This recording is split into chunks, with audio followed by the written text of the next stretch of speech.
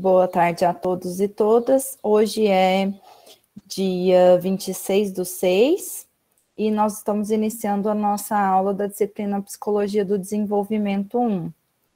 Como eu havia dito, estamos aqui em 40 pessoas agora, somos matriculados 55 estudantes, então acredito que tem esse número de 15 pessoas que a gente vai estar entrando em contato para verificar, né, se está conseguindo acompanhar de forma assíncrona. Alguns já entraram em contato comigo, explicando, outros a gente ainda não conseguiu esse contato mais direto, mas a gente está tentando, eu e o Madison, fazer esse acompanhamento mais próximo para saber se as pessoas estão conseguindo assistir às aulas.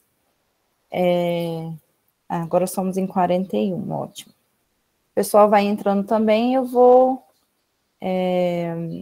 aceitando aqui. Boa tarde a todos aí do chat. Gente, não repara, porque eu tô aqui de fora de casa e tá cheio de pernilongo, então eu vou ficar mexendo a mão assim no meu rosto, porque eles vêm direto no rosto da gente, então vocês não reparem, porque são muitos. Então tá. Bom, pessoal, a gente começou a nossa disciplina, né, discutindo a questão do caráter histórico da infância, né?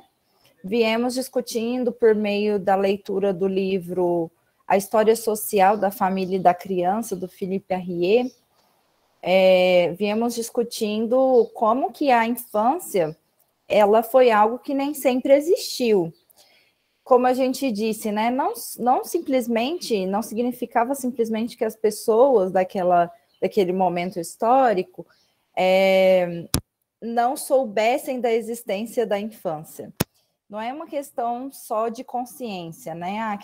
A infância existia, mas aquelas pessoas que não tinham conhecimento da existência da infância. Não é exatamente assim. Na verdade, a gente veio, né, o Arrier conseguiu demonstrar que sequer existia a infância. Isso porque por questões materiais, né, por condições materiais de vida daquelas pessoas e uma série de elementos, né, de características dessas condições de vida, fizeram com que a infância sequer existisse. Por quê? Porque se tinha uma alta mortalidade infantil, nós estamos falando aqui de século 13, 14, 15, 16, nós tínhamos, então, uma grande mortalidade infantil. As crianças que chegavam a vingar, né, aquelas crianças que chegavam a se tornar, a sobreviver a essa mortalidade infantil do início da vida, logo no seu pós-nascimento, né, a gente se tinha uma noção de que elas tinham sobrevivido mais ou menos ali aos 6, 7 anos. Nessa idade, as crianças já estavam inseridas nas relações produtivas. Então, independente da classe social a qual ela pertencia, se ela era da nobreza ou da realeza, como foi o caso do rei Luís XIII, que nós estamos lendo, né, sobre a vida dele, quanto no caso das crianças servas, essas que não eram da nobreza, que nasciam lá nos feudos, né, nas terras comunais dos feudos, independentes de qual classe social elas pertenciam, elas já eram inseridas muito cedo na atividade produtiva. Isso significa o quê? Prestem bem atenção. Isso não significa, nós não estamos falando de trabalho infantil. Veja, não tem como existir trabalho infantil, como nós conhecemos hoje, se sequer existir infância. O que a gente tinha ali eram pessoas que ali pelos 7, 8 anos demonstravam que estavam fortes e saudáveis o suficiente para ajudar na produção, para ajudar no trabalho, então elas começavam a ser preparadas para isso. Se ela tiver nascido da nobreza, ela começa a ser preparada para assumir os cargos da monarquia, né? Ou dos cargos nobres. Se elas nascessem como servas, elas eram inseridas no trabalho agrícola mesmo, no trabalho camponês, plantar, colher, forjar alguns instrumentos, etc, etc. Então, dentro dessa situação, dessa realidade material, era impossível existir uma noção de infância. Como o Davidov, que é um dos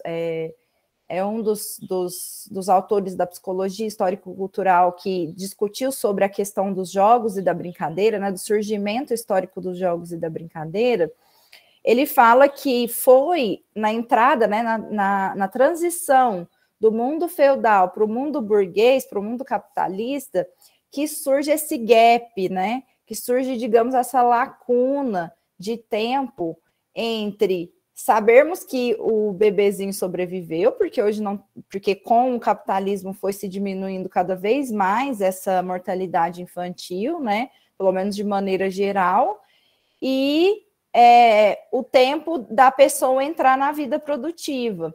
Então, esse tempo que foi se alargando, né, entre o momento em que se sabe que a pessoa está viva mesmo, né, de que ela sobreviveu, de que ela vai viver uma vida normalmente, vai se desenvolver, até o momento de entrar na vida produtiva, esse tempo foi se alargando. E é nessa lacuna que surge a infância. E também, em certa medida, lá na frente, a adolescência. É essa lacuna de tempo, digamos assim, improdutivo, né? De tempo em que essa pessoa ela não está produzindo, ela não está inserida nas relações produtivas, ela está sendo preparada para isso. E aí eu estou dizendo para vocês que na Idade Média, principalmente na alta Idade Média, né, no período em que as relações feudais eram mais estavam no seu ápice e não no seu declínio, né? A gente tinha que as crianças não eram vistas como crianças, a infância não existia, porque não existia esse tempo de preparação para o mundo do trabalho, para o mundo da produção. Assim, assim que elas mostravam que estavam vivas, né, que tinham passado por esse perigo da morte e tinham sobrevivido, então elas começavam a trabalhar. Essa é a relação principal, não a única, mas a principal que vai tornar possível que aquelas pessoas sequer entendessem o conceito de infância. Simplesmente a infância não existia e elas não alcançavam essa ideia, tanto que a criança era concebida simplesmente como um adulto em miniatura, ou seja, ele faz tudo o que um adulto faz, participa da vida social do adulto, participa dos jogos e das brincadeiras dos adultos, participam das festas, das confraternizações, participam, de certa medida, né, da vivência da sexualidade, de certa forma. Por quê? Porque se entendia que as crianças naquele momento eram como adultos, uma vez que elas participavam de todas as esferas da vida do adulto, indiscriminadamente, nada era proibido para a criança, porque ela não era vista como um ser específico, como um ser, um momento especial da vida. Era simplesmente a mesma vida dos adultos, só que numa estatura menor. Deu para entender isso, gente? O que eu quero mostrar para vocês é que não é que aquelas pessoas não entendiam que existia infância, mas efetivamente não existia a infância durante a Idade Média. Por quê? Por que não existia infância? Porque simplesmente não existia esse tempo, essa lacuna de preparação para o mundo da produção. A criança simplesmente, ao sobreviver, ali aos 7, 8 anos, ela era inserida no mundo da produção. Então, não é uma questão só, o que eu estou chamando a atenção para vocês é que não é uma questão só de pensamento, de mentalidade, do tipo, aquelas pessoas eram ignorantes, que elas não percebiam que existia infância. Não, efetivamente a infância não existia.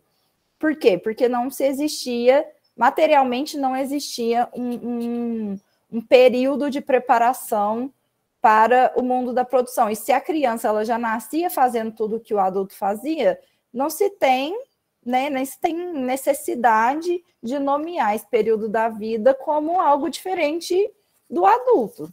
Por isso que eles eram vistos como adultos em miniatura. Beleza? Tranquilo?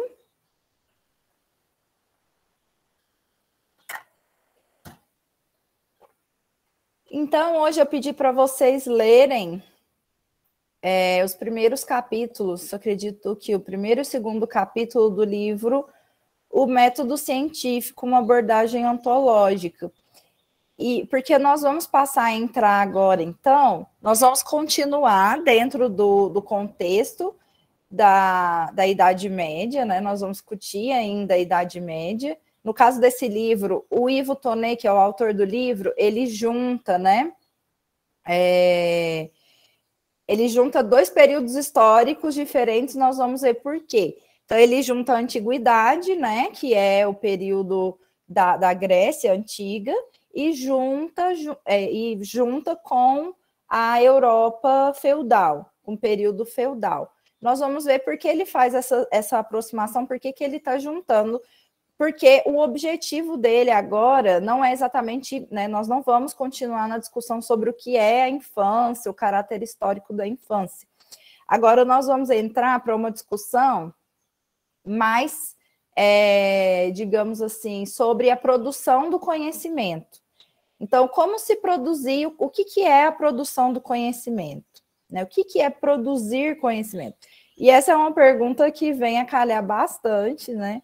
Na nossa realidade hoje, né? Na nossa realidade atual.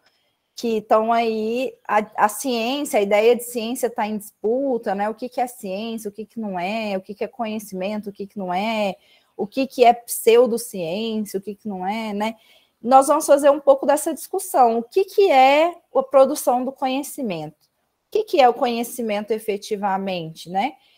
E, obviamente, que essa pergunta não tem uma resposta se a gente não fizer um estudo histórico, assim como nós fizemos um estudo histórico do que é a infância e descobrimos que a infância nem sempre existiu, que na verdade a infância é um fenômeno moderno, né, um fenômeno que surge a partir da emergência do capitalismo. Nós vamos ver também que existiu uma mudança muito grande, uma transformação muito grande nesse período de transição do mundo antigo, junto com o mundo moderno, do mundo antigo e do mundo medieval, para o mundo moderno, né, para o capitalismo. Nós vamos ver que existiram transformações muito profundas na forma de entender o que é conhecimento e o que é a produção do conhecimento. Mas, professora, por que nós estamos fazendo essa discussão dentro de uma disciplina que se chama Psicologia do Desenvolvimento 1? Achei que a gente ia só discutir as teorias clássicas, né, do desenvolvimento da criança, etc. Não. Nós vamos discutir isso também no último módulo, mas antes nós vamos fazer essa discussão sobre o que é a produção do conhecimento, porque eu quero que vocês entendam que o que a gente considera ciência hoje nem sempre foi assim, né? Ela tem um período histórico, ela tem um nascimento, né? A ciência moderna, como nós a conhecemos, ela é fruto da modernidade. E eu quero que vocês entendam isso, porque a psicologia, ela também surge nesse bojo, nesse contexto do surgimento das ciências modernas. Então, ela também é fruto desse processo de produção do conhecimento próprio da modernidade, próprio da transição entre o mundo feudal e o mundo burguês. A psicologia, então, ela surge nesse contexto. E, assim como a psicologia surge nesse contexto, surgem também várias abordagens, ou seja, várias formas de explicar o sujeito, a relação do sujeito com o mundo, e essas várias formas, elas também surgem como resultado de um processo histórico. Então, eu preciso que vocês entendam que assim, não existe aquele tanto de abordagem em psicologia, porque um dia alguém acordou e resolveu criar uma, criar outra, criar outra, criar outra. Não.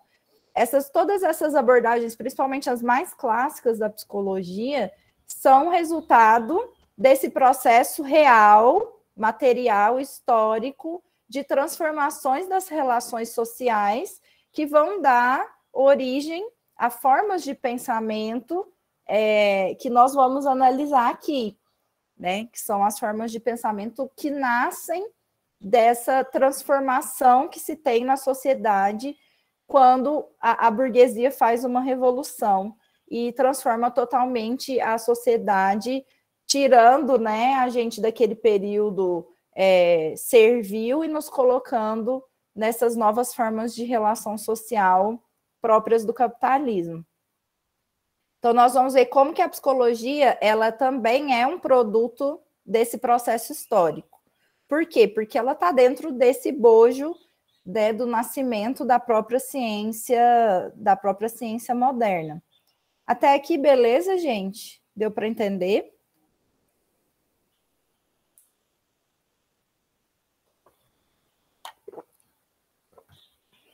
Então, tranquilo. Eu vou colocar aqui os slides. Quero saber se vocês conseguiram ler, iniciaram a leitura, ou conseguiram concluir a leitura. Como é que tá aí?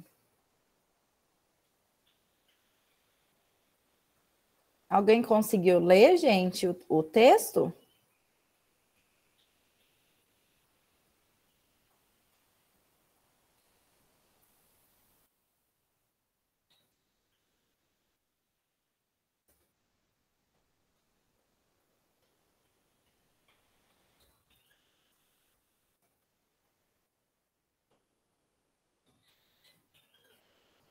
Esse sim é de gente que conseguiu ler o texto, Luciele, Lara, Ellen, Ana Lara, vocês conseguiram ler o texto? Tá.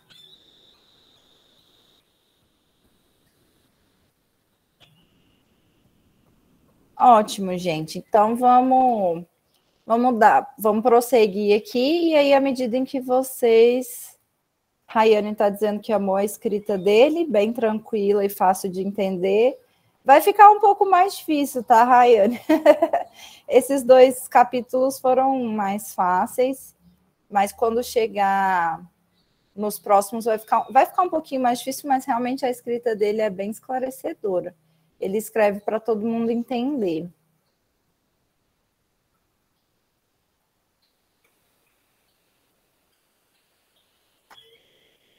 Então, vamos lá, gente. À medida, eu vou fazer aqui a exposição desse primeiro capítulo. Como vocês leram, à medida em que vocês tiverem dúvidas, colocações, lembrarem de algo mais que ele tenha falado, podem pedir a palavra, podem jogar aí também no chat, se não quiserem falar no microfone, e a gente vai fazendo aqui um diálogo. Então, o livro se chama Método Científico, uma abordagem ontológica, e é do professor Ivo Tonet. Aqui a gente tem um sumário, né? Nesse primeiro tópico da nossa aula, nós vamos trabalhar a antiguidade e a Idade Média, que é o que se chama de padrão greco-medieval do conhecimento.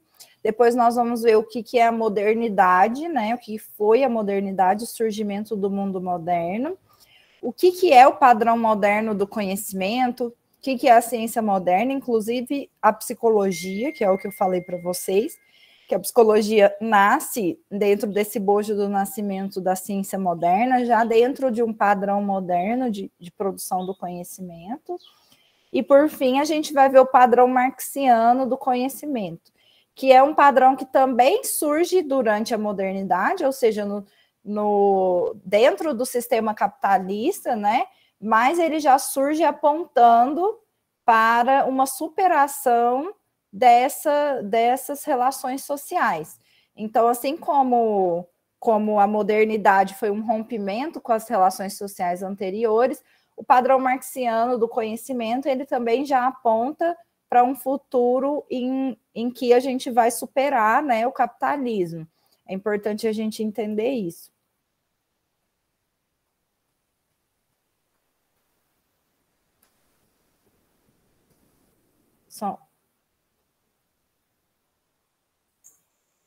Então, vamos lá.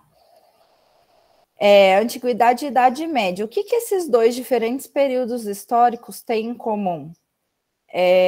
Então, o professor Ivo Tonet, ele vai colocar nesse capítulo, como vocês viram aí, quem leu, vai colocar a Antiguidade e a Idade Média no mesmo bloco para poder entender o padrão greco-medieval, né? Greco tem a ver com a Antiguidade, relacionado à Antiguidade, e medieval, relacionado à Idade Média. Então, por que ele coloca esses dois períodos históricos diferentes no mesmo bloco? Não se pode fazer isso sem dar uma justificativa, né? O que então esses dois períodos tão diferentes têm em comum? Ele vai dizer, porque tanto na Antiguidade quanto na Idade Média se tem um estágio precário de desenvolvimento de forças produtivas. Então, a primeira razão é essa, né? Tanto na Antiguidade quanto na Idade Média, a Antiguidade tendo um modo de produção marcado pelo escravismo. Então, não sei se vocês se lembram, né, das aulas de história, enfim, em que a gente tem alguns modos de produção ao longo da história, né? E a gente tem o modo de produção antigo, é o escravismo, ou seja, aquelas civilizações, a Grécia Antiga, enfim, utilizavam os escravos para produzir o que era necessário para sobreviver, né? Então, quem eram os escravos? Diferente dos escravos modernos, que são os escravos que surgem a partir da modernidade, a partir daquele sequestro de pessoas negras do continente africano, né? Essa é a escravidão moderna. Ela é uma escravidão mais para frente na história. Mas a escravidão antiga, ela era uma escravidão que não tinha motivação pela cor da pele, nem por nenhum aspecto específico do fenótipo da pessoa, mas que era motivado por conquistas de territórios. Então, sei lá, se o exército grego fosse lá e conquistasse uma parte de um território, aquelas pessoas, aqueles cidadãos daquele lugar, iriam se converter em escravos da Grécia, né, do Império Grego. E aí elas seriam obrigadas a trabalhar pelo resto da vida, né? Então, a gente tem na Antiguidade esse modelo escravagista, escravista, e na Idade Média nós temos o modelo servil, que aquelas pessoas já não eram exatamente escravas, né, na Europa medieval, mas elas eram arrendatárias da terra, como eu disse para vocês na última aula. Elas iam lá e arrendavam a terra, ou seja, só podem trabalhar naquela terra se pagarem impostos e tributos para o dono da terra, para a igreja e também para a realeza, para o rei, né, para a família real. Então, ela tinha que pagar 3 tipos de tributos diferentes para poder utilizar aquela terra, e ela não era propriamente escrava, né, mas a maior parte do seu trabalho ia para o pagamento de tributos. Qualquer coincidência... qualquer coincidência, como é que é? Qualquer semelhança não é mera coincidência. Quer dizer, a gente vai ver as diferenças com hoje, né? Então, os escravos da antiguidade e os servos da Idade Média não tinham interesse em aumentar a produção, uma vez que o resultado do seu trabalho era convertido majoritariamente em tributos. Então, tanto os escravos quanto os servos, eles iam lá e produziam do jeito que tinham, com os instrumentos que tinham, porque eles sabiam, por exemplo, os servos, se eles produzissem mais, isso se converteria em mais tributos que eles pagariam. Não iam se converter em mais, em uma melhoria da sua vida e da vida dos seus familiares ou do seu feudo. Então, tanto os escravos quanto os servos, eles não tinham qualquer interesse em melhorar um instrumento, né, em torná-lo mais efetivo, em criar uma nova tecnologia. Eles simplesmente faziam ali o trabalho da forma como tinha, né, e dentro das limitações que existiam. É por isso que se tinha um estágio tão precário de desenvolvimento. Então, a existência dos estamentos, né, pareciam lhe fazer parte dos desígnios de Deus ou mesmo da própria constituição da natureza, o que lhe conferia um caráter de imutabilidade. Então, além disso, em ambos esses momentos históricos, tanto na Antiguidade quanto na Idade Média, a existência desses estamentos, né, no caso da Antiguidade, dos escravos e dos cidadãos livres, no caso da Idade Média, né, dos servos e da classe dominante, que era a nobreza, o clero e, acima de todos, a família real, né? A existência desses estamentos para as pessoas pareciam como algo normal. No caso da antiguidade, se explicava que a existência desses estamentos era algo dado pela natureza, né? Então, a gente tem, por exemplo, o Aristóteles falando que a existência de escravos é algo natural, é algo próprio da natureza, porque uns são mais fortes, uns são mais tendem ao trabalho físico, que eram os escravos, outros tendem ao trabalho intelectual, que eram os filósofos, que eram cidadãos livres. Então, realmente, era algo dado pela natureza, né? Assim se explicava. E no caso da Idade Média, se explicava como algo dado pelo divino. Então, se você é servo e aquele rei ele é muito rico e ostenta toda a riqueza dele, é porque o rei é a voz de Deus na terra, né? Deus quis dessa forma e não tem por que você se rebelar, porque seria se rebelar contra Deus. Então, em ambas essas explicações, a realidade aparecia como algo imutável, algo que não pode ser modificado, que está colocado ali e que os seres humanos não têm qualquer controle sobre essa realidade. Tá dando para entender até aqui, gente? Beleza?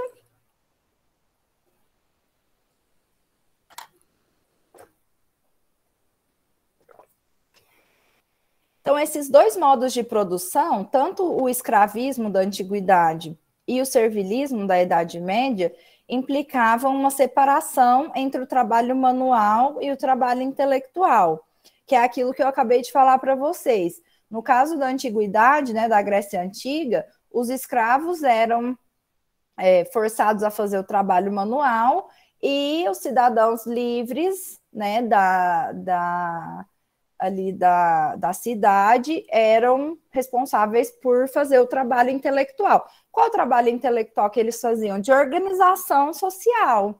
Lembra lá dos filósofos Platão, Aristóteles, Sócrates, o que é a justiça, o que é o belo, né? Como deve ser a punição para aqueles que infringem a lei, o que é a lei, né? O que é o Estado, vão discutir tudo isso,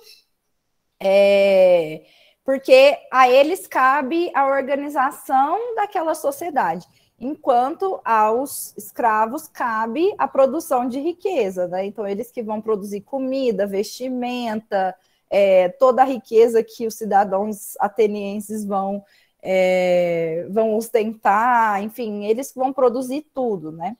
Da mesma forma no servilismo, enquanto a gente tem a nobreza, o clero e a realeza, todos ostentando dinheiro, riqueza, pedras preciosas, ouro, né? Tudo isso, a gente tem os servos produzindo toda essa riqueza, né? Fazendo todo o trabalho. Então, existe essa separação entre o trabalho manual e intelectual e um estágio limitado de acúmulo de conhecimentos. E a gente tem um estágio limitado de acúmulo de conhecimentos, por quê? Porque tanto na antiguidade quanto na Idade Média, ou seja, tanto no escravismo quanto no servilismo, não se tinha nenhum interesse nem da classe dominada, que eram os servos e os escravos, como a gente já falou. Os servos e os escravos não tinham nenhum interesse em melhorar a produção, porque eles sabiam que eles só iam trabalhar mais e isso não viria, né, não se converteria para eles, né, numa melhoria de vida para eles. E também, de certa forma, a classe dominante não tinha muito interesse numa melhoria de produção também, porque do jeito que estava, era muito dinheiro, era muita riqueza, né? Basta vocês lembrarem como era a vida dos reis, né? Dos reis europeus da Idade Média. Era muito dinheiro, era muito poder, eram muitos servos trabalhando, né? Para aquela ostentação, para aquele luxo. Então, de certa forma, também a classe dominante não tinha muito interesse nessa melhoria da produção. Mas isso vai mudar, claro, com a decadência da Idade Média e o início da Idade Moderna, porque aí sim, no capitalismo, a classe dominante, né, que é a burguesia, tem interesse sempre, cada vez mais, na melhoria da produção. Mas no caso da Antiguidade e da Idade Média, não se tinha esse interesse. Ainda sobre o que esses dois períodos históricos têm em comum, né? Por ser um estágio bastante limitado de acúmulo do conhecimento, no escravismo e no feudalismo, o trabalho de transformação da natureza não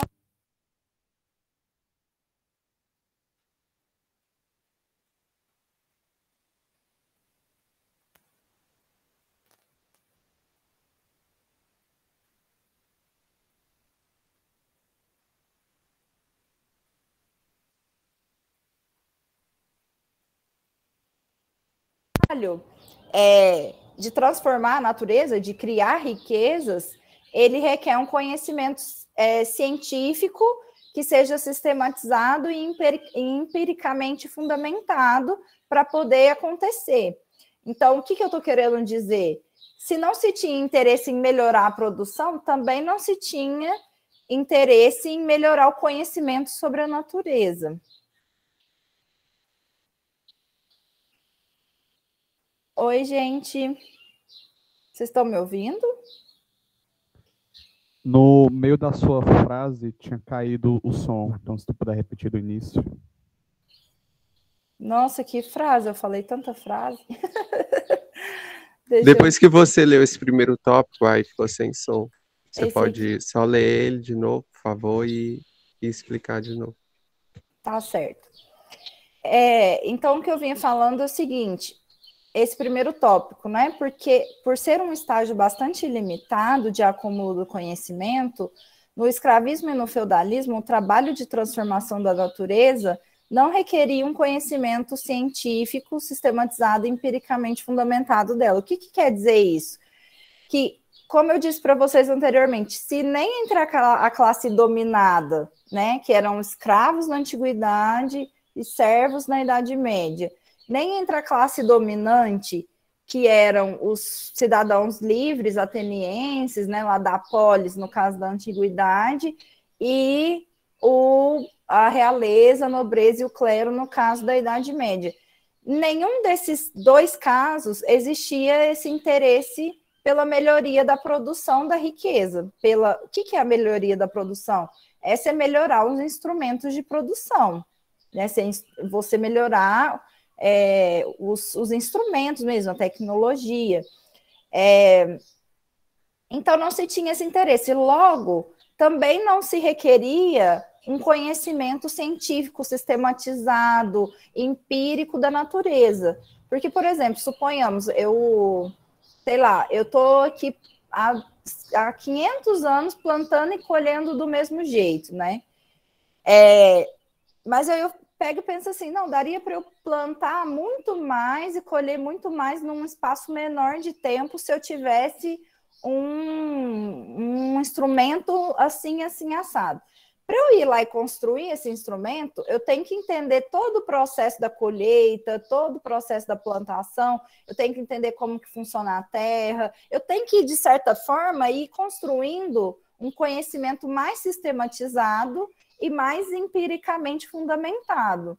Só que como eu não tenho interesse em melhorar a produção, eu também não tinha interesse em melhorar o conhecimento sobre a própria natureza.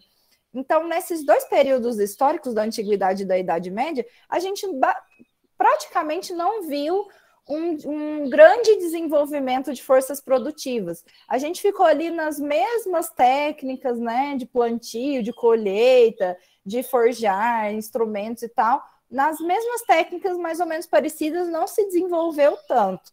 A gente sabe a mudança que isso vai ter quando a gente entrar ali, né, sair, né, da baixa Idade Média, declínio da Idade Média para o início da Idade Moderna, que a gente vai ter as revoluções industriais, o surgimento da máquina a vapor, toda a tecnologia que a gente não tinha desenvolvido em, sei lá, 10 séculos, foi desenvolvido em poucos anos, né?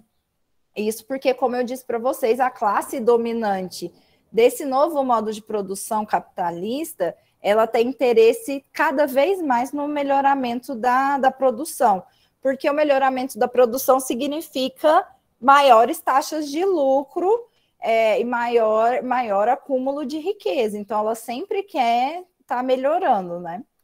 Diferente da antiguidade e da Idade Média. Beleza, gente? Deu para entender ou travou?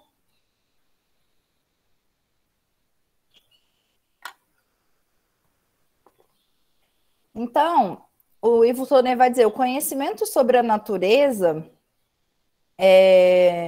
era essencialmente prático, adquirido no cotidiano do trabalho. Então, ali, tanto na Antiguidade quanto na Idade Média, o que se sabia sobre a natureza era algo essencialmente prático que se aprendia ali no cotidiano do próprio trabalho. Então, você ia lá, fazia, e ao fazer, você aprendia, não tinha nenhum conhecimento científico, teórico por trás, né? E aí o Ivo vai explicar, né, quais são os estamentos. Então, aos escravos da antiguidade e servos da Idade Média cabia um trabalho de produção de bens materiais. E aos homens livres da antiguidade, a nobreza e a realeza e o clero da Idade Média, cabia a tarefa de organizar e dirigir a sociedade e as tarefas do espírito. Ou seja, cabia às classes dominantes em cada um desse período dizer o que é justo, o que é bom, o que é belo, o que funciona, o que é a justiça, como que a gente, ou seja, gerenciar, né, dirigir, organizar a sociedade e também definir o que é moral, né, o que é a moral, qual o código moral, principalmente no caso da Idade Média, por meio da igreja, né, da igreja cristã. E no caso da antiguidade, não se existia ainda o cristianismo, e o código moral vinha mais dessas discussões filosóficas, né? O que é a justiça, o que é o bom, o que é o mal, né? Alguma pergunta, gente?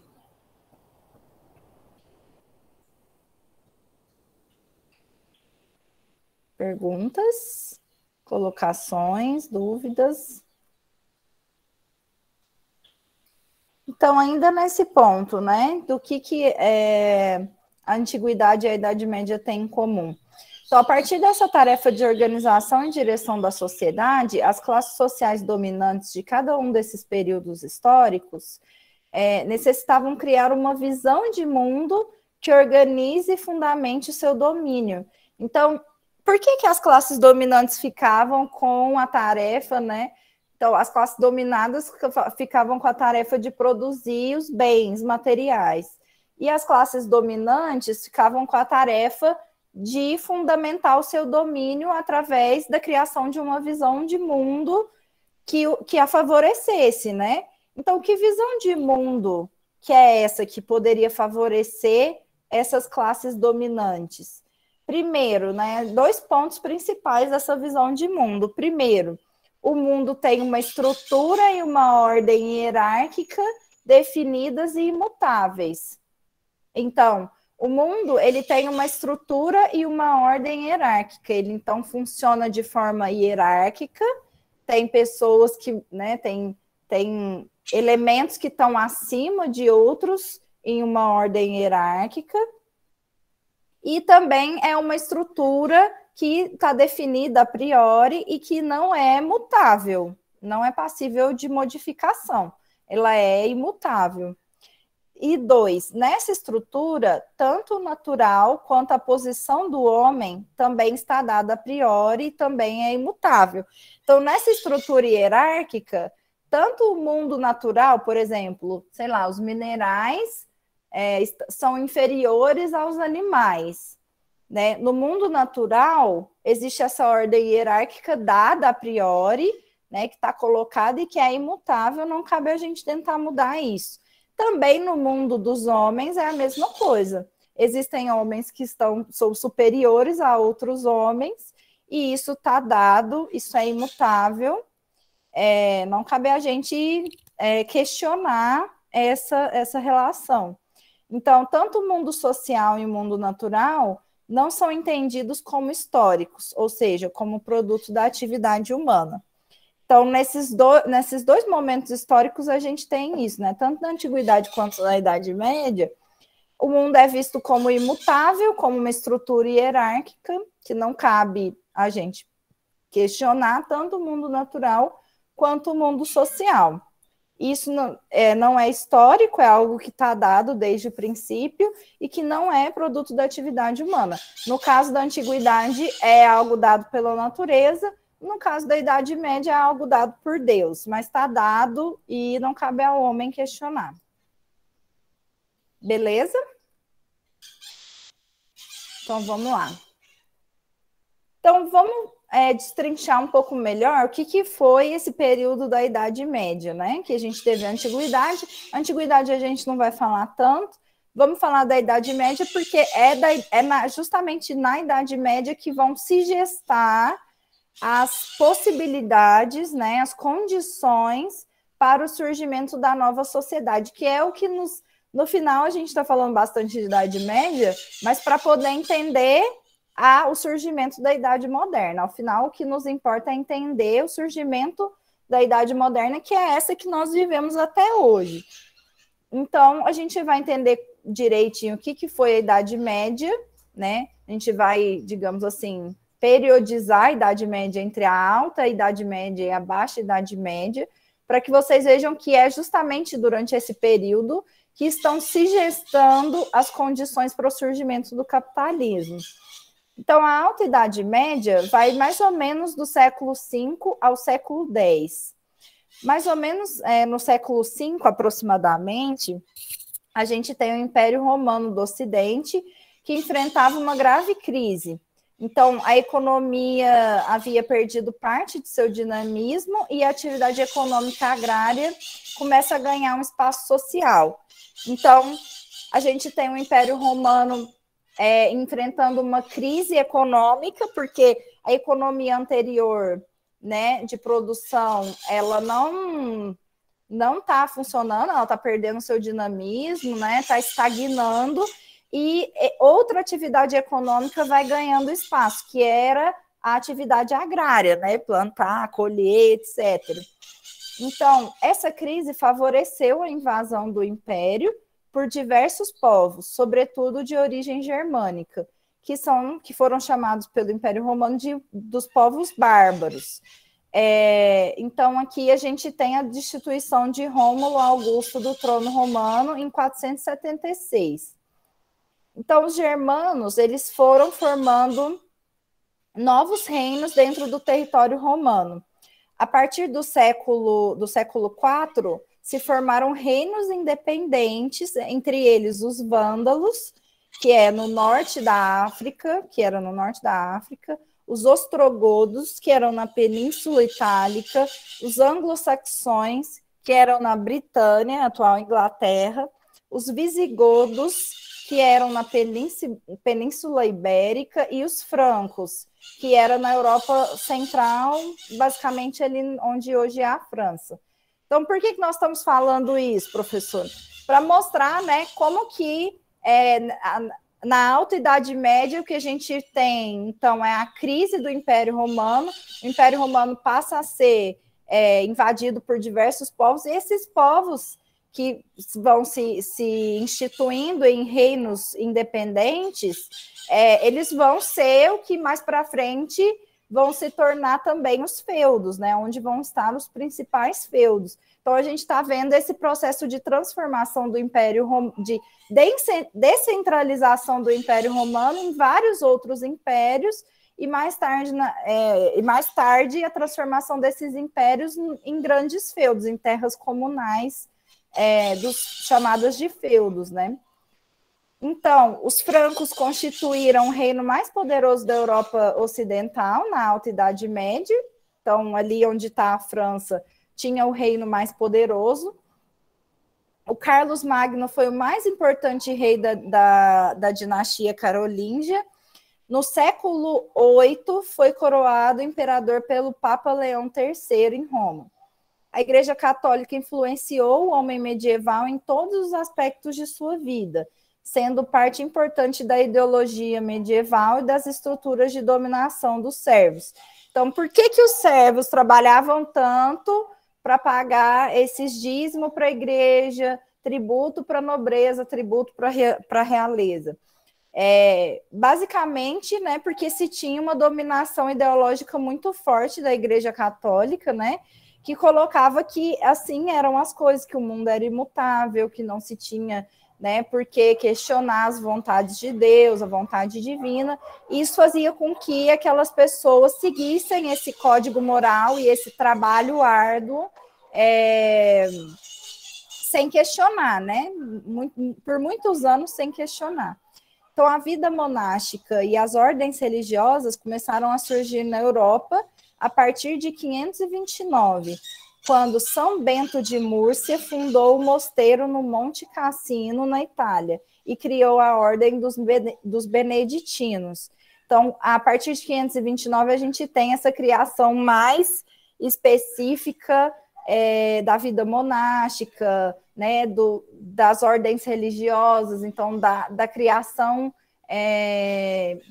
dessa burocracia, né, dessa aristocracia, digamos assim, religiosa, né, desse clero propriamente.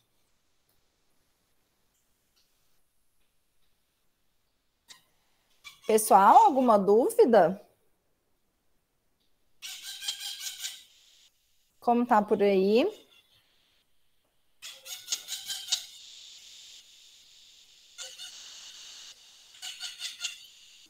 Então, vamos lá. Então, a gente tem o Império Bizantino, o Império Romano do Oriente, com capital em Constantinopla, fundada por Constantino em 330, inicialmente chamada de Nova Roma, atingiu o máximo esplendor no governo de Justiniano, que foi de 527 a 565, e conseguiu atravessar toda a Idade Média como um dos estados mais poderosos do Mediterrâneo. No poder, Justiniano procurou organizar as leis do império. Encarregou uma comissão para elaborar o Digestor, que foi uma espécie de manual de direito destinado aos participantes. Então, publicado em 533, esse manual reunia as leis redigidas por grandes juristas.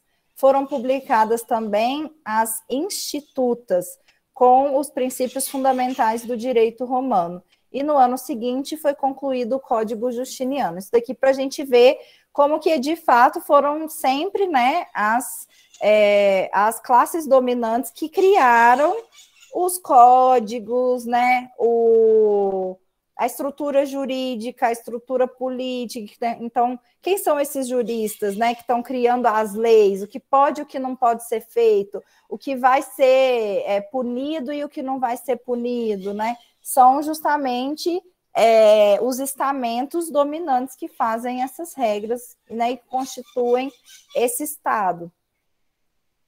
Ainda durante a Alta Idade Média, do século V ao século X, nesse período o feudalismo vinha se estruturando enquanto modo de produção da vida material, tendo a relação entre a vassalagem e a suzerania como a principal relação política que justificava e garantia a exploração servil.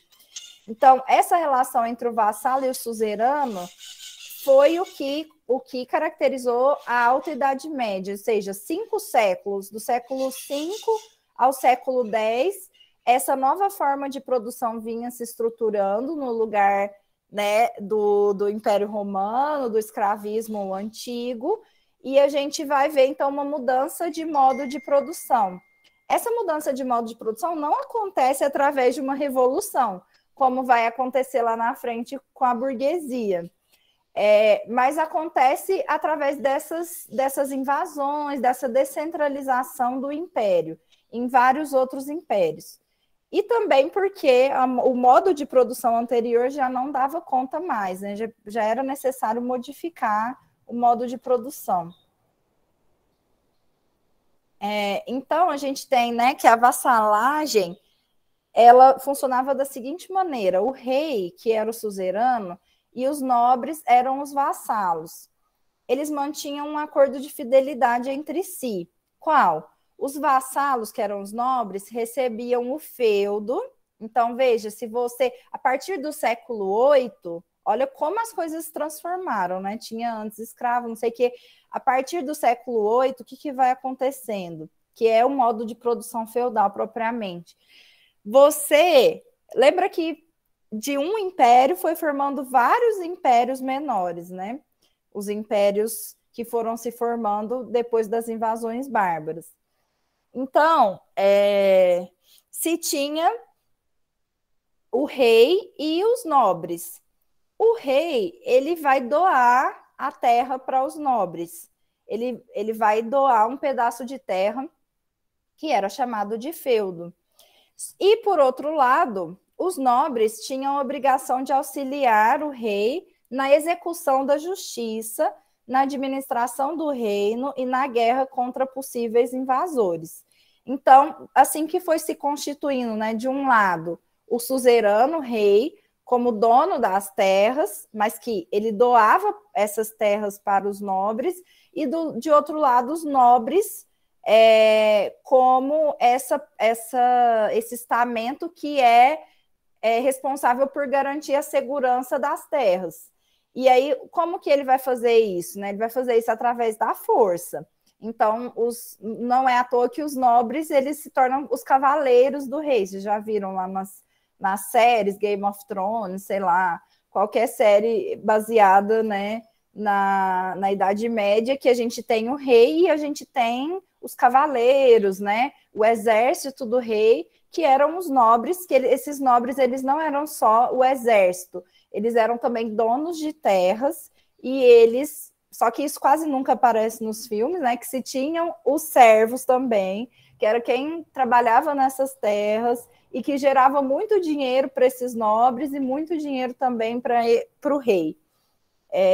Dinheiro assim, né, muita riqueza, que ainda não se tinha como hegemonia o uso da moeda, que a gente chama hoje de dinheiro. Então, a sociedade feudal era estamental, ou seja, dividida em classes muito bem definidas, tendo a ascensão social um caráter de exceção. Então, era muito difícil você nascer servo e virar nobre, ou você nascer servo e virar uma parte do clero. Você até poderia, às vezes, entrar na ordem religiosa, se tornar uma parte do clero, mas nunca a parte superior do clero, né? Você ia se tornar ali um padre, algo mais, enfim, mais inferior ali na hierarquia. Então, era muito difícil uma ascensão social. Isso também vai mudar, né? Como a gente vai ver, pelo menos teoricamente, isso vai mudar no capitalismo. Mas aqui, na Idade Média, nós ainda vemos isso, né? A ascensão social ela tinha um caráter total de exceção.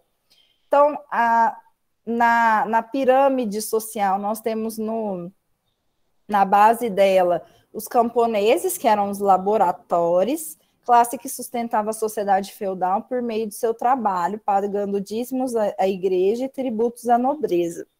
Depois nós temos o clero, que eram os oratores, membros da Igreja Católica que cumpriam as funções religiosas e viviam da riqueza da igreja. E, por fim, né, lá no topo, a nobreza, os belatores, classe detentora de terras, cuja função era de proteção dos cidadãos. Ainda acima da nobreza, evidentemente, o rei, né? Então, aqui nós temos uma imagem só para mostrar, né, os servos trabalhando durante a Idade Média, a base de muita violência, evidentemente, né, a base de muita opressão, para que pudessem trabalhar do tanto que precisavam, né. Então, como que vai se desenvolver, agora que a gente entendeu um pouquinho, né, o que foi a Alta Idade Média, como que se desenvolve nesse contexto a problemática do conhecimento, né? Então, diante dessa rígida hierarquia desse mundo, o Yves Tonnet fala que cabia ao homem uma atitude de passividade em relação ao mundo estático e imutável. Então, se o mundo é daquele jeito que a gente falou, né? Ele obedece uma hierarquia, ele é imutável, ele já está dado por Deus dessa forma, né? Então, se você nasceu servo, você tem que trabalhar 16 horas por dia na plantação, é porque Deus quis, né? Se seus filhos morrem de doença, é porque Deus quis, né? Enquanto os outros estão com tanta riqueza, é porque Deus quis. Então, esse mundo estático e imutável, nesse mundo estático e imutável, não cabe ao homem fazer nada, né? É só ser passivo a esse mundo.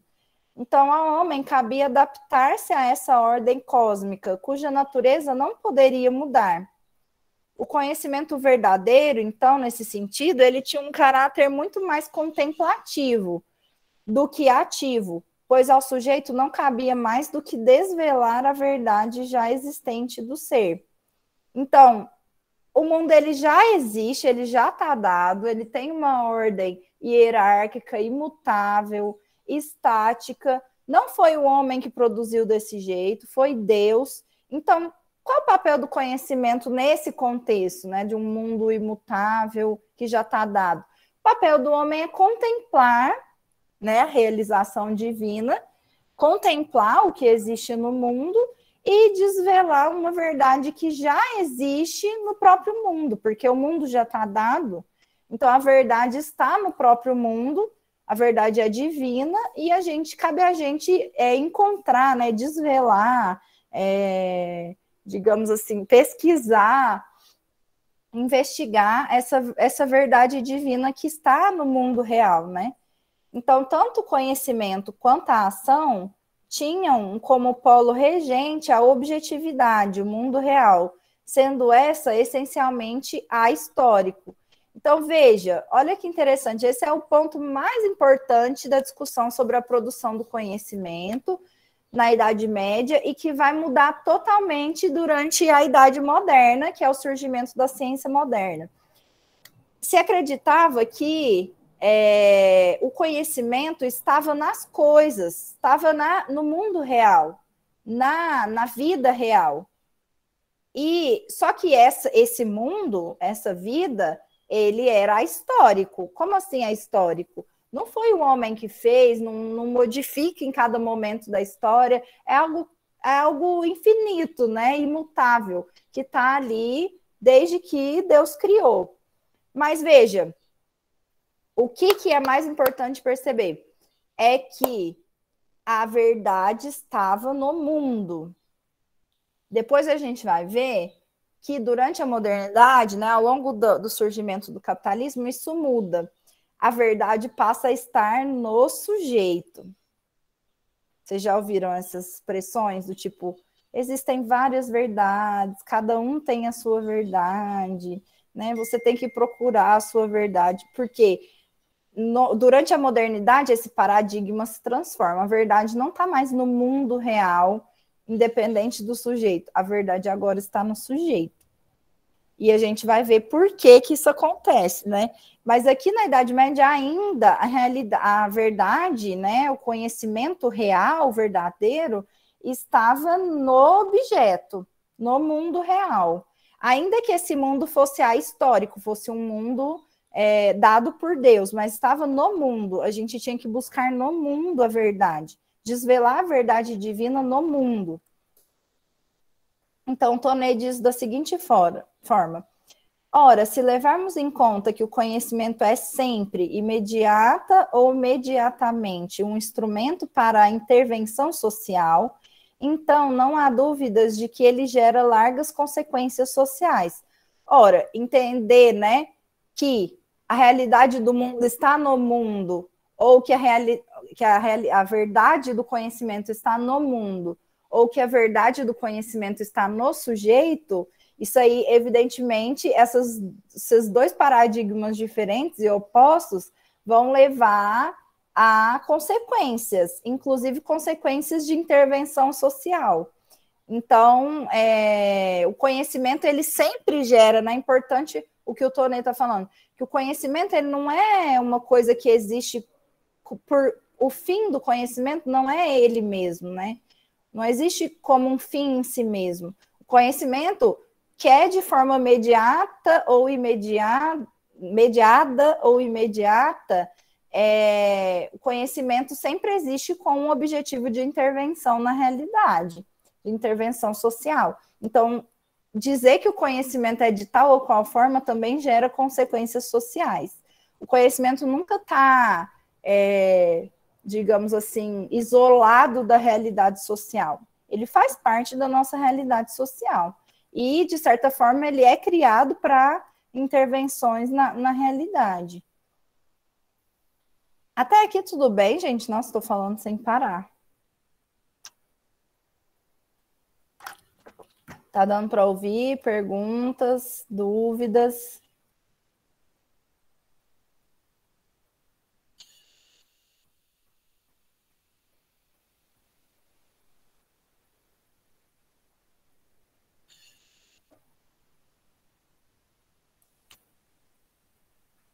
Então, seguimos. Vocês querem me deixar falando sozinho, né? Tem nenhuma dúvida depois eu ficar aqui 1h30 falando?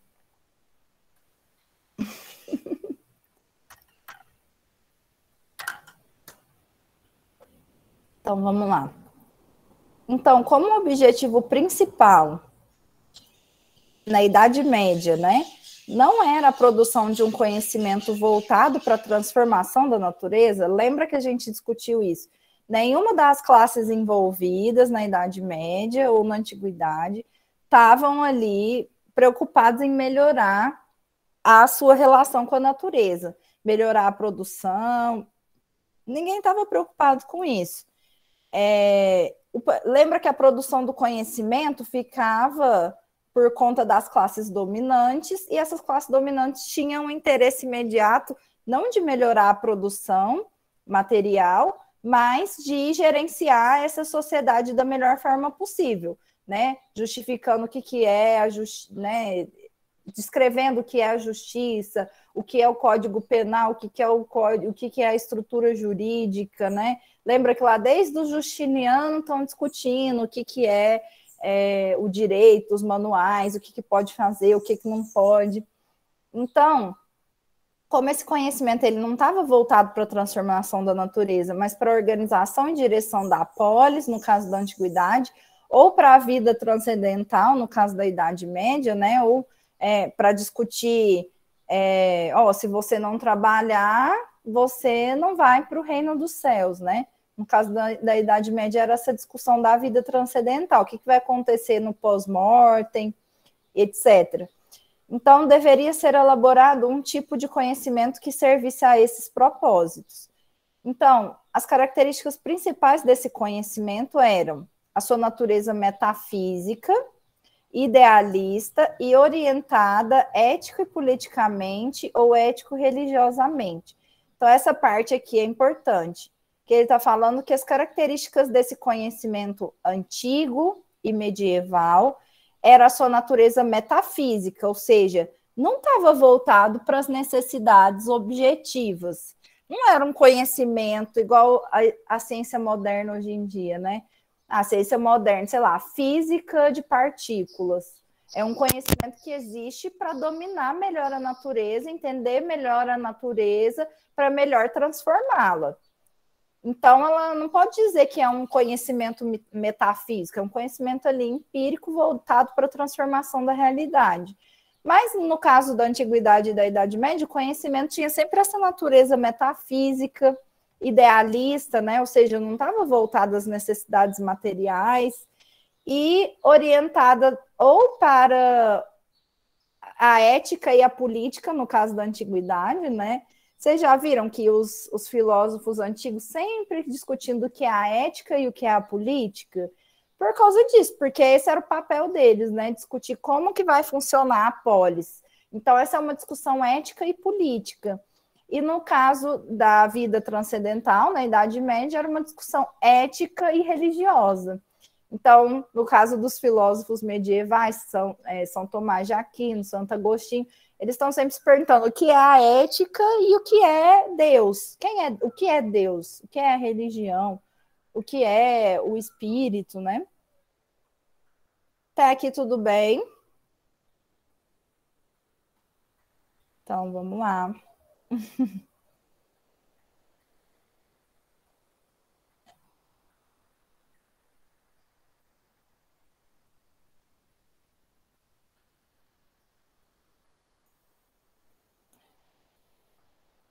Então, fundamental, no caso da Idade Média e da Antiguidade, era o conhecimento da ordem universal e dos valores mais sólidos, universais e imutáveis, tais como a verdade, o bem, a justiça e o belo. Então, se vocês lembrarem, né, quem estudou filosofia no ensino médio, quando a gente via lá os filósofos antigos, eles perguntavam isso: o que é a verdade, o que é o bem, o que é a justiça, o que é o belo, né? Eles estavam voltados para esse tipo de discussão filosófica, metafísica, transcendental, e eles precisavam de valores sólidos, universais e imutáveis. Então era o seguinte: a verdade é isto, o bem é isto, a justiça é isto, o mal é isso, né? A gente precisa definir de forma universal e imutável. Por quê? Porque esses valores mais sólidos permitiriam encontrar estruturas mais firmes que garantissem maior estabilidade à organização da polis e da sociedade. Então, a gente está falando de um momento histórico permeado por muitas invasões, muitos combates, muitas guerras. Então, às vezes, se tinha ali um combate entre polis ou entre povos, enfim. E aí se tinha uma baixa de existência daquele povo, porque morria metade do povo. Então era uma realidade muito instável.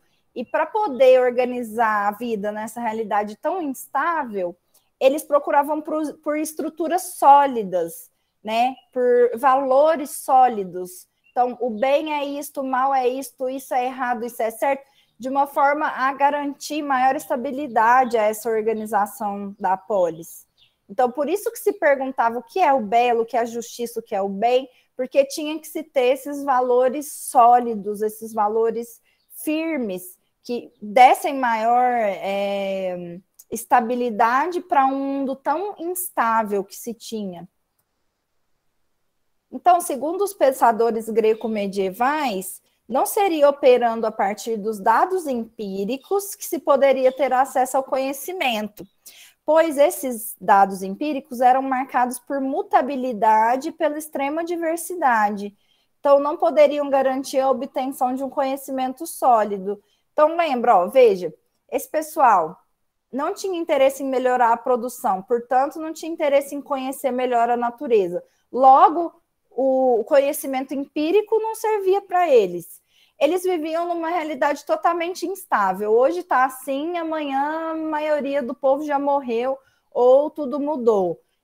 Porque foi invadido, porque isso, porque aquilo. Então, eles precisavam se apegar a valores sólidos, a valores firmes e imutáveis, né? Então, o conhecimento empírico, o conhecimento captado pelos órgãos do sentido, era algo efêmero, algo marcado por mutabilidade e diversidade, algo que não nos serve, né? Não é um conhecimento sólido. Então, a razão deveria superar as barreiras impostas pelos dados empíricos, pelos fenômenos, para alcançar a dimensão oculta da essência, ou, para os filósofos antigos, o númeno.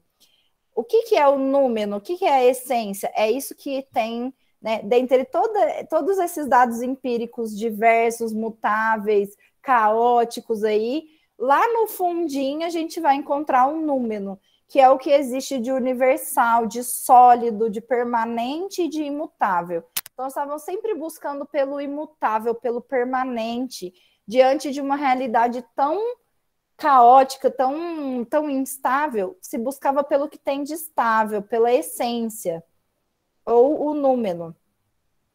Então, no caso de Platão, a essência estava no mundo das ideias. No caso de Aristóteles, ou posteriormente de Tomás de Aquino, estava no mundo das coisas. Então, no caso do Platão, a essência está no mundo das ideias, nem está aqui na realidade. No caso do Aristóteles e também de São Tomás de Aquino, está no mundo das coisas. Mas todos eles buscavam por essa essência imutável do ser. Então, a realidade está nas coisas, está na essência imutável das coisas, está no ser, e não nas ideias, e não no sujeito, está no ser objetivo. Então, a filosofia greco-medieval, ela tem, por isso, um caráter ontológico. Então, de onde vem a palavrinha ontológico, que está lá no título do livro. Onde vem a palavra ontológico? A filosofia grego-medieval tem, por isso, um caráter ontológico. Frente a um mundo convulsionado e altamente mutável, era preciso encontrar fundamentos sólidos, intemporais, que garantissem a unidade e a permanência, e, portanto, a estabilidade do mundo social. Então, a existência de uma essência imutável que conferisse unidade e permanência ao mundo, e desse modo também permitisse fundamentar um conhecimento sólido, era uma exigência do mundo social naquele momento histórico. Então, para a gente entender melhor, aquele momento histórico marcado por toda essa convulsão, por toda essa mutabilidade, ela exigia um conhecimento que fosse fundamentado nessa ideia de essência, de algo que é imutável, que é capaz de conferir unidade, permanência. Então, o que é o belo? É isso. O que é o bom? O que é o justo? Essas concepções firmes, imutáveis, né? A essência das coisas é o que poderia garantir, conferir essa unidade e permanência do mundo social naquele momento histórico. Então, tratava-se apenas de demonstrar a natureza e as características desse mundo das essências. A relação entre a aparência, essa que é heterogênea, caótica, imutável, e a essência, que é a parte verdadeira e universal e imutável. E esse era o eixo principal da temática do conhecimento. Qual o eixo principal da temática do conhecimento? A relação entre essa parte, digamos assim, caótica, mutável e algo que a gente não pode confiar muito, que é a aparência das coisas, e a relação disso com a essência das coisas, que é algo imutável, algo firme, algo estático e universal que existe nas coisas. Então, qual a relação entre aparência e essência? Essa foi a discussão ao longo de toda a antiguidade e ao longo de toda a Idade Média. E isso vai se modificar na passagem para a Idade Moderna.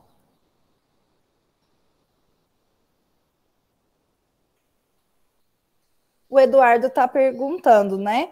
No caso, então, os conhecimentos eram mais dogmáticos, exatamente. Eram dogmas.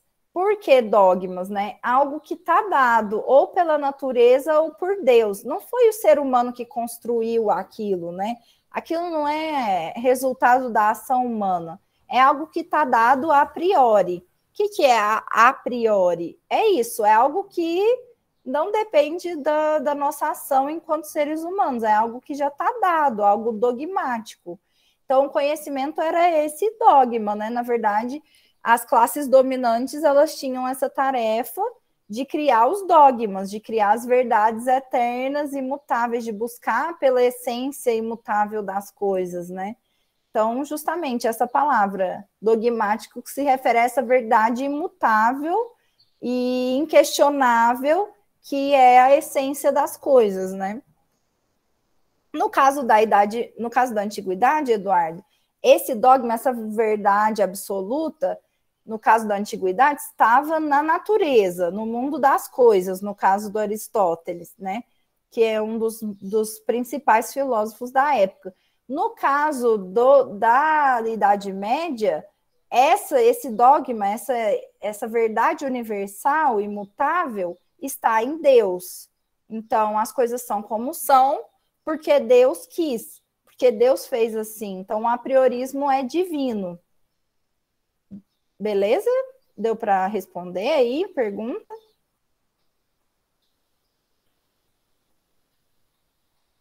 Tá.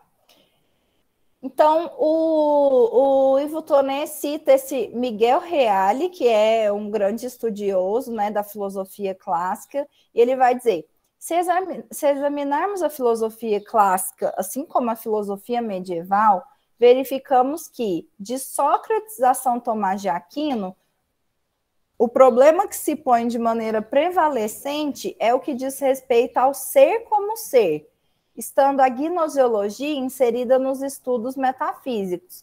Então, desde Sócrates até São Tomás de Aquino, toda a preocupação da filosofia, tanto da filosofia antiga quanto da Idade Média, é entender o que é o ser. Isso é o que a gente está chamando de conhecimento ontológico. Está se perguntando o que é o ser, o que é a natureza, o que é o divino, o que são as coisas, o que é a realidade, o que é o ser. E a pergunta gnoseológica, né, que é como se conhece. Aí veja a diferença entre essas duas perguntas. A primeira é o que é o ser? O que é as coisas? O que é esse copo? O que é a natureza? O que são as plantas? O que são os minerais? Né? O que é o ser? É a primeira pergunta, voltada a um conhecimento ontológico. A segunda pergunta, diferente daquela primeira, é como a gente conhece o ser? Uma é o que é o ser? O que são as coisas? A outra é como a gente conhece as coisas? Então, embora essas duas perguntas elas estejam relacionadas, a gente vai ver que durante toda a antiguidade e a Idade Média, a primeira pergunta era sempre essa primeira: o que é o ser?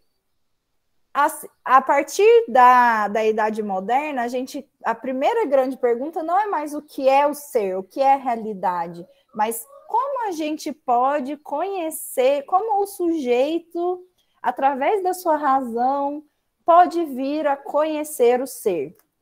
Fica de fora a pergunta o que é o ser e passa a tomar primeiro plano a pergunta como o sujeito conhece o ser. É por isso que a gente fala daquela revolução copernicana, né? Porque inverteu totalmente. Não se quer mais saber o que são as coisas, mas como o sujeito pode acessar essas coisas, né? Então, o que antes era sobre o ser, o que antes era sobre o objeto, agora é sobre o sujeito. No caso da modernidade, que a gente ainda vai ver mais para frente. Então, conhecer para esses pensadores era apreender a essência das coisas. A verdade não era algo construído pelo sujeito, como vai se tornar na modernidade. A verdade não é algo construído pelo sujeito, mas algo que se encontra no próprio objeto, isto é, no ser. Por isso a pergunta é o que é o ser? O que é o objeto? E não como o sujeito pode conhecer o objeto através das funções da sua racionalidade. Não, o que é o objeto? Então, aletheia, em grego, significa justamente desvelamento, superar os véus dos fenômenos empíricos e buscar pela essência. Então, esse desvelar, essa aletheia, né, que é desvelar, significa ultrapassar os fenômenos empíricos, né, aqueles que estão dados imediatamente aos nossos órgãos do sentido, e a gente vai ver depois lá no padrão marxiano, que o Marx retoma isso, lá dos gregos, né, que a gente precisa ultrapassar os fenômenos empíricos e buscar pela essência das coisas. Só que lá no Marx essa essência já não é uma essência dada a priori pela natureza ou por Deus, mas essa essência é justamente o movimento, é a dialética, é o resultado da nossa ação enquanto seres humanos. Ela está sempre se modificando, ela não é mais empírica, ela não é mais imutável e universal, mas ela está sempre em modificação. Então, para os gregos, existia uma doxa, que era o que era opinião. Então, a doxa era esse conhecimento que se origina dos sentidos, que era chamado de opinião não porque se referisse ao modo de pensar de cada indivíduo, mas porque jamais poderia ser demonstrado como inteiramente sólido e necessário, dada a sua natureza fenomênica. Então, a doxa é aquilo que vem da nossa relação com a realidade através dos sentidos. Então, aquilo que você vê, que você toca, que você, enfim, aquilo que você acessa pelos seus órgãos do sentido, aquilo que você observa. Mas a episteme, que é algo diferente da doxa, é o verdadeiro conhecimento, porque ele vai aprender o essencial e o imutável. Ou seja, é algo que não está dado pelos órgãos do sentido, é algo que é produzido quando a gente ultrapassa o fenômeno e busca pela essência. Até aqui tudo bem?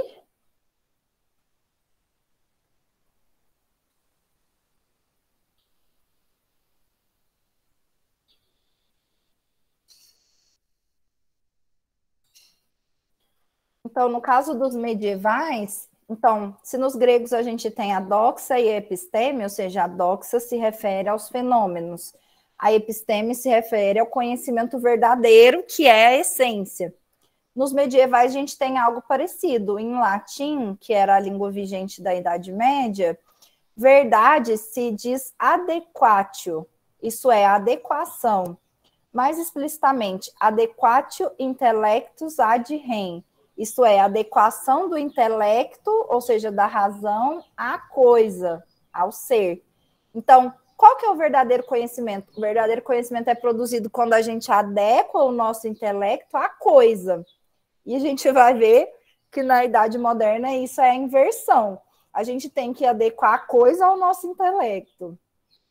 Porque é a primazia do ser. É a primazia do sujeito que é o sujeito que é dono desse intelecto, né? Dono da razão. Então, no caso dos medievais, adequatio intellectus ad rem significa adequação do intelecto, ou seja, da razão, à coisa, ao ser. Então, a verdade está no ser, a verdade está na coisa, e a gente vai adequar o nosso intelecto à coisa. Então, de fato, se tratava de submeter a razão ao objeto no qual estava contida a verdade. Então, a pergunta principal do padrão greco-medieval do conhecimento é: o que é o ser? O que é o objeto? Então, o que é o objeto? O que é a justiça? O que é o belo? O que é o bom? O que é a natureza? O que são os elementos, né, da natureza? Água, fogo. O que é o universo? O que é o objeto? Porque a verdade está lá, no objeto. A gente vai ver que na modernidade isso muda, isso se inverte. Então, o caminho para o conhecimento no padrão greco-medieval, isto é, o método, significava exatamente esse percurso que a razão, norteada pela lógica, devia percorrer para, superando os obstáculos da aparência, alcançar a essência das coisas. Então, a razão, na verdade, nada mais é do que um instrumento que a gente vai usar para superar a aparência e chegar na essência das coisas. A verdade está no objeto e não na razão. A razão é secundária. A razão a gente utiliza para chegar a desvelar a essência das coisas. Lembrando que, durante esse período, essa essência ela é imutável e ela é uma essência ou dada pela natureza ou dada pelo divino. Depois a gente vai ver que o Marx retoma toda essa discussão sobre a relação entre aparência e essência, que a gente tem que superar a aparência e buscar pela essência das coisas, mas nesse caso do Marx, ele já vai entender que a essência é a própria mudança. Então, não existe nenhuma essência imutável, as coisas estão sempre em transformação, as coisas são sempre passíveis de serem transformadas, porque elas são justamente o resultado da ação humana. Não está dado nem pela natureza e nem por Deus, mas pelos próprios homens, né? Pela nossa própria atividade. Então, finalmente, a gente chega na Baixa Idade Média, né? Que é esse período de transição, ou como diz o Engels, né? Do período de declínio das relações feudais. E já o início da Idade Moderna, que é justamente a partir do século XI ao século XV, nós temos já o declínio da Idade Média e já vamos começar o início da Idade Moderna, né? Já a formação, a gestação das condições para o surgimento da Idade Moderna.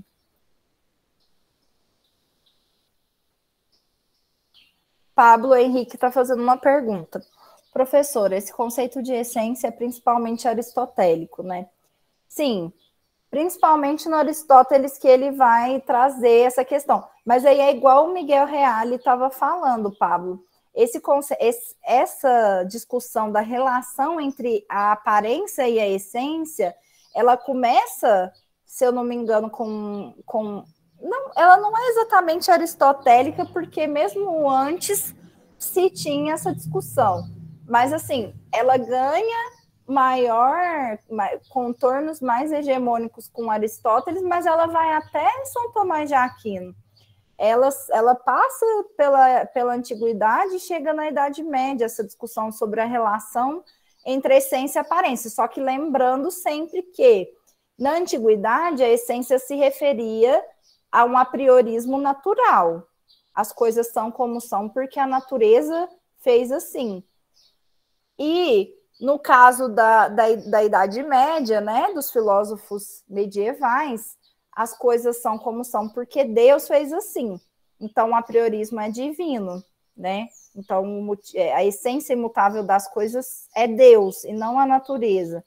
Essa diferença é importante, mas, de qualquer forma, a discussão é sempre entre aparência e essência, sendo a aparência algo imutável, algo que não se modifica porque é algo dado ou pela natureza ou pelo divino, mas já está dado. Por isso que eu falo que lá na frente, no século XVIII, muitos séculos depois, o Marx vai retomar essa discussão sobre a relação entre aparência e essência, mas justamente mostrando que a essência não só não é imutável, como ela é a própria transformação, ela é a própria mudança, ela é o próprio devir. Porque tudo que existe foi criado pelo ser humano, né? Não foi dado nem pela natureza e nem pelo divino. Então, não existe nada a priori no mundo. Tudo é fruto das nossas relações sociais. Então, por isso que a essência ela é sempre mutável, passível de ser modificada. Para o Marx, lá na frente. Mas ele vai ter condições de falar disso lá na frente, e depois a gente vai ver por quê, né? Porque muita coisa mudou do século XI, que nós estamos falando aqui, 12, 13, 14, 15, até o século XVIII. Muita coisa vai mudar, né? Na própria realidade social, para poder possibilitar que o Marx pense isso lá na frente. Então, a gente tem que a Baixa Idade Média do século XI ao século XV, o que caracteriza, né, esse último período aí da Idade Média? É a integração dos mundos romano e germânico e a formação de novos reinos europeus. Entre o século XI e o século XIII, por exemplo, o feudalismo atinge o seu apogeu. Então, lembra, desde o século V se estão formando as relações feudais. A partir do século XI é onde tem o apogeu, do século XI ao século XIII. Sobretudo nas regiões que hoje correspondem à Alemanha, à França, o norte da Itália e à Inglaterra. O período compreendido entre os séculos XI e XV, que é isso que nós estamos chamando de Baixa Idade Média, corresponde ao apogeu do mundo feudal e também a sua desagregação e transição para o mundo burguês. Então, para ser mais específico, a gente tem Idade Média desde o século V, mas é no século XI, ou seja, 6 séculos depois que ela vai atingir o seu apogeu, aquelas novas relações, né, de suzerania, vassalagem, arrendamento da terra, servilismo, vão atingir seu apogeu a partir do século XI e funcionar muito bem, obrigada, até o século XIII. A partir do século XIII, a gente tem a desagregação desse modelo, né, e já a gestação de relações para uma nova sociedade, que são as relações de mercado. A partir do século XIII, então, a gente tem né, a várias modificações que vão criar as condições para o declínio da Idade Média e surgimento do mundo burguês, a transição para o mundo burguês. Então, a gente tem o fim das invasões germânicas ocorridas na Alta Idade Média, que resultou em condições mais estáveis de vida e um crescimento populacional gradativo. Consequentemente, o aumento do consumo e a necessidade de sofisticação da produção agrícola, ou seja, desenvolvimento de forças produtivas. Então, com o fim das invasões germânicas, a gente tem condições mais estáveis de vida. Quando a gente tem condições mais estáveis de vida, a gente tem crescimento populacional. Quando a gente tem crescimento populacional, a gente tem necessidade de melhorar as forças produtivas para poder, porque aumentou o consumo, né? Aumentou o número de pessoas, aumentou o consumo. Então, passa-se a ter um interesse em melhoramento das tecnologias, dos instrumentos, das forças produtivas como um todo. Lembra que a gente falou que antes não se tinha esse interesse?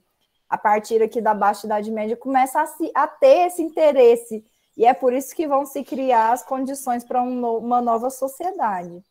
Uma sociedade que não seja mais baseada na produção agrícola, mas sim na produção industrial, que é o que a gente vai ver. O que é a produção industrial? É simplesmente, né, a produção em larga escala, né? A produção de muita coisa em uma quantidade pequena de tempo.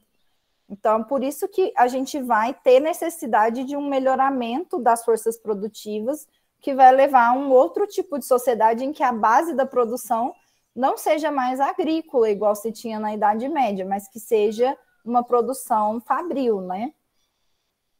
Então, a ampliação das áreas produtivas e o desenvolvimento de técnicas agrícolas, com o uso de arado de ferro e o aperfeiçoamento dos moinhos hidráulicos, gerou um excedente de produção que passou a ser comercializado. Esse fato contribuiu para a transformação das sociedades rurais europeias. Então, se tinha antes desse excedente de produção, tudo que era produzido era consumido, só que agora, com o melhoramento das tecnologias, né, com a utilização principalmente do arado de ferro e dos moinhos hidráulicos, a gente tem um excedente de produção. Justamente esse excedente que vai ser comercializado. Essa comercialização, né, esse aumento do comércio,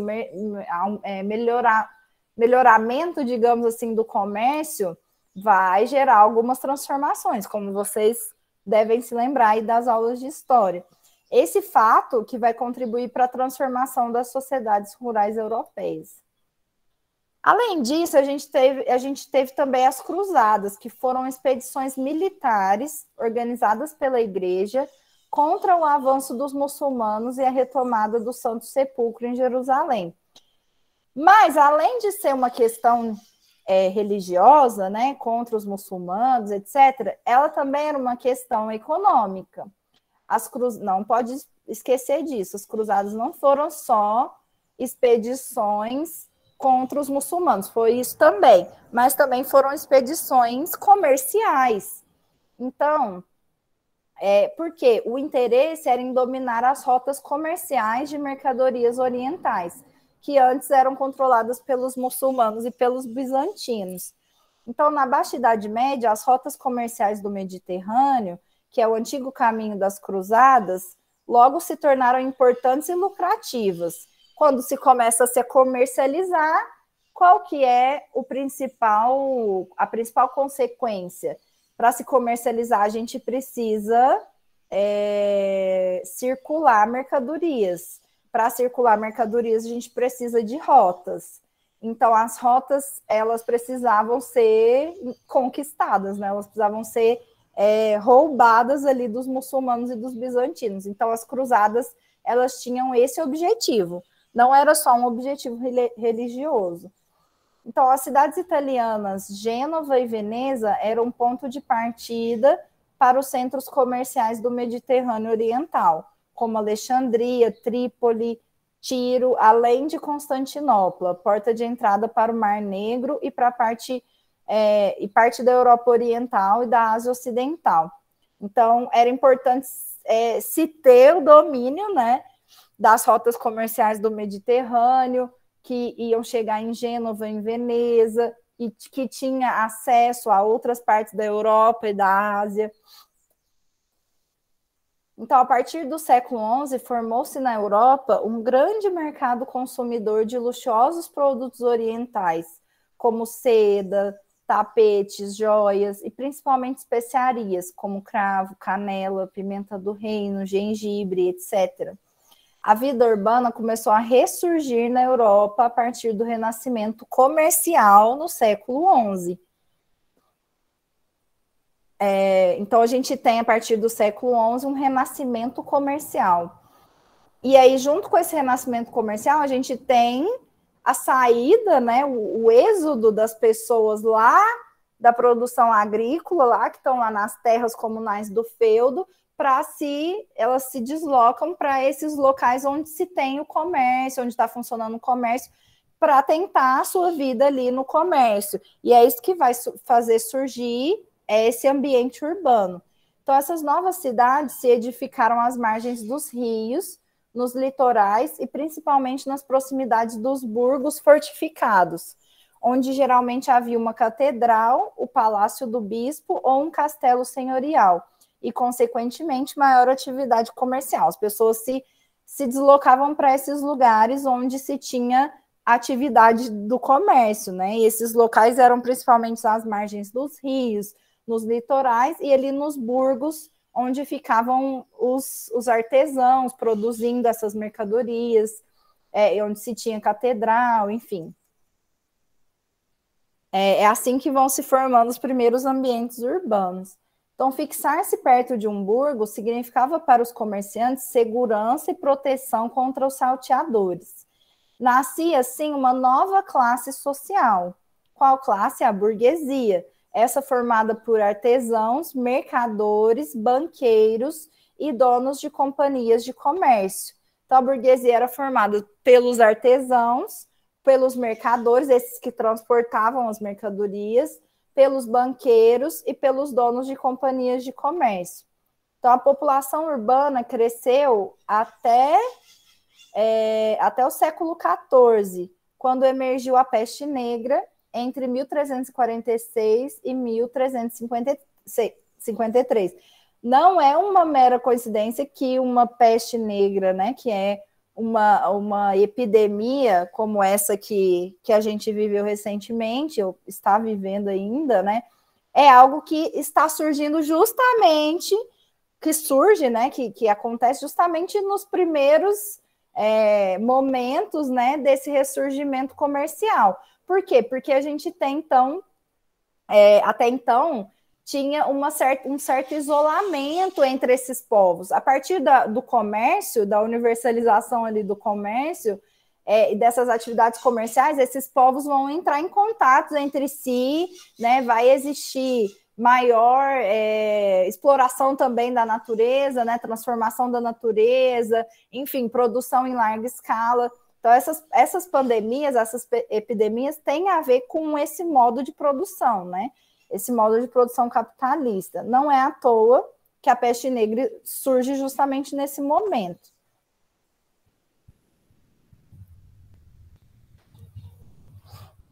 Pablo Henrique perguntando, a visão de essência no existencialismo tem algo a ver com Marx?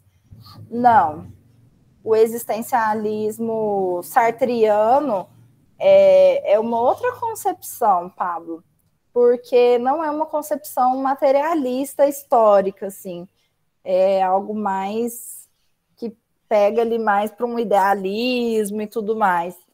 Mas, assim, eu não saberia te explicar exatamente, assim. Eu só sei que realmente o Sartre, o existencialismo sartriano, embora o Sartre tenha sido uma pessoa, né, um grande militante pessoalmente, mas ele não é um marxista. Eu posso te indicar leitura se você tiver interesse em se aprofundar.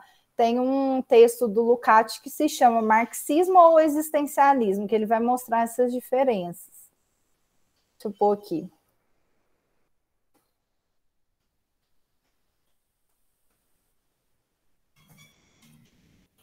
Muito bom esse texto.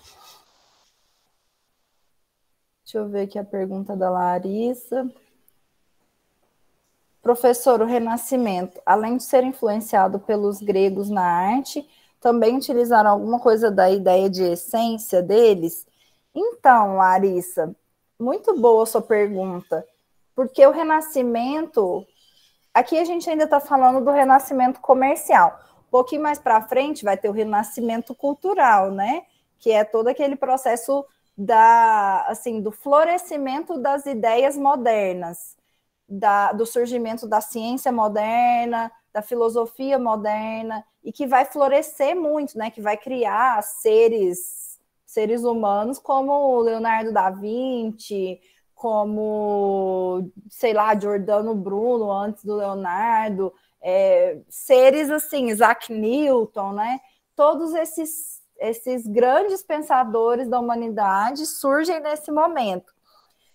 E é o momento assim mais fértil, né, do pensamento burguês, do pensamento moderno. É o período, digamos, o Lukács chama esse período do período heróico da burguesia, né? Um momento em que a burguesia tinha interesse em conhecer a realidade de fato, porque depois disso ela passa a ter interesse em mistificar a realidade. Então, nesse momento heróico da burguesia, tentando responder a sua pergunta, eu acredito que a burguesia, né, essa nova classe social, ela tinha interesse em conhecer o melhor possível a realidade, porque ela queria transformá-la, porque ela queria romper com as relações sociais feudal absolutistas, queria romper com a igreja, né, com o dogmatismo da igreja, queria romper com a realeza e queria criar uma nova sociedade. Então, ela tinha interesse em conhecer o quão melhor fosse, ela queria conhecer essa sociedade o melhor possível, né, o mais fidedignamente possível. Logo, eu acho que nesse momento se considerava, sim, que a verdade estava na realidade, que a verdade estava no objeto. Portanto, eu diria que, em certa medida, a burguesia revolucionária considerou, sim, essa ideia de essência, porque ela acreditava que a realidade que a verdade estava na realidade objetiva. Só depois, né, a gente vai ver isso mais para frente, mas só depois com o surgimento de uma outra classe social, que é a classe trabalhadora, essa classe que surge insurgindo, né, se rebelando contra a burguesia e mostrando que a burguesia não pode criar um mundo racional e vinculado à realidade, à verdade, né? Que ela tem, que aí a burguesia passa a ser essa classe conservadora, que começa cujo objetivo é conservar essa realidade, né, e impedir a classe trabalhadora de modificar a sociedade como ela fez no seu momento revolucionário, né? Não sei se está dando para entender, mas a burguesia ela teve então esse momento revolucionário em que ela tinha interesse em conhecer a realidade. Depois de um certo tempo, a própria realidade social mostra, né, que a burguesia não vai criar um mundo justo, igualitário, e quem pode fazer isso é a classe trabalhadora. A partir daí, a própria burguesia vai se tornar conservadora, reacionária, e não vai deixar de ter esse compromisso com a realidade. E aí sim ela vai negar totalmente essa discussão de essência. O que ela vai falar? Essa discussão de essência é metafísica, para a gente só importa os dados empíricos, aquilo que pode ser medido, que pode ser quantificado, que pode ser contado, que pode ser submetido à matemática. Mas antes disso, ela teve sim um compromisso com a ideia de essência, com a ideia de que a verdade está no objeto, na realidade, e não, né, na subjetividade das pessoas. E ela teve esse compromisso, né? Só que logo ela se tornou conservadora. Deu para entender isso, essa discussão?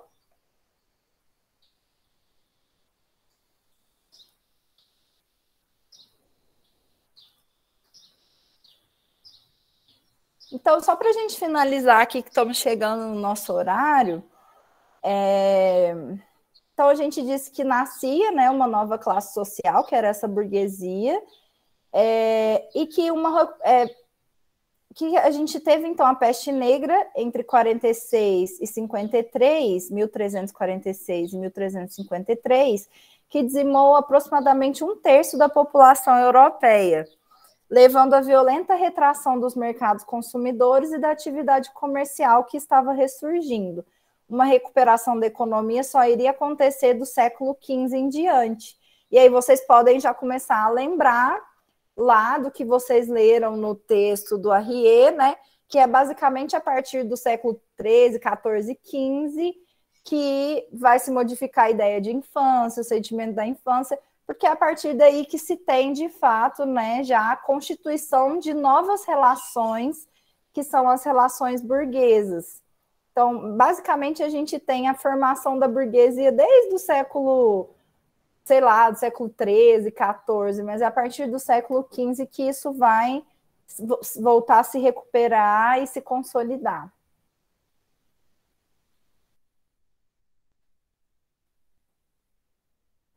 Acho que é isso. Na próxima aula, então, a gente vai passar rapidamente por essa pergunta, né? Se a infância é uma condição natural, em que a gente vai ver rapidamente aqui o que vocês mostraram, com exemplos, né? De como que as crianças eram retratadas e tudo mais. E depois a gente retoma a nossa discussão sobre a produção do conhecimento. Então, eu vou pedir para vocês lerem para as próximas 2 aulas o próximo capítulo do livro do Yves Tonnet, que é o padrão moderno do conhecimento. Tá, gente? Então, para as próximas 2 aulas, a gente vai discutir, a gente vai retomar rapidamente essa discussão sobre a infância, se a infância é ou não uma condição natural. Nós vamos ver isso através das pinturas, como o último grupo da turma de vocês mostrou algumas pinturas, eu quero mostrar algumas para vocês também. E aí eu quero que vocês leiam para as próximas 2 aulas o próximo capítulo do livro do Yves Tonnet, que se chama O Padrão Moderno do Conhecimento. Aí sim, agora nós vamos entrar para essa nova sociedade que está surgindo a partir do século XV, que é a sociedade capitalista, e a gente vai ver como tudo muda com a mudança das relações sociais, muda-se também a concepção de infância, muda-se também a concepção de produção do conhecimento, o que é o conhecimento, né?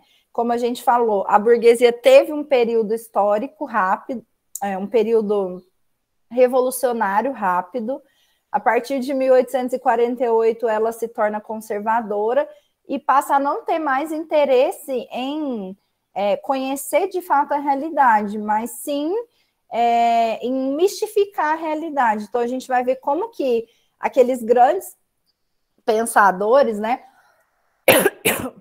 Aqueles grandes pensadores, como Isaac Newton, Leonardo da Vinci, etc., eles não vão ser possíveis mais de existir nessa sociedade capitalista, porque a gente tem um processo de declínio do capitalismo e também um processo de declínio da ideologia capitalista, que vai se tornando cada vez mais desvinculada da realidade, né? Que nega a realidade, nega a razão, que é o que a gente tem hoje, é o que a gente está vivendo precisamente hoje, uma negação da razão, né? Isso que a gente chama de negacionismo, essa é a ideologia burguesa do seu período de declínio, né? A gente vai ter condições de ter uma nova, digamos assim, uma nova geração de grandes pensadores no momento em que a gente fizer uma nova revolução, né, e propor uma nova sociedade sobre novas bases, né? Mas daí a gente vai discutir mais para frente. Professora, a senhora vai postar esse slide no Classroom? Vou postar. Eu vou postar a versão PDF dele lá, tá bom? E acho que por enquanto, por hoje é isso, pessoal. Alguma pergunta, colocações?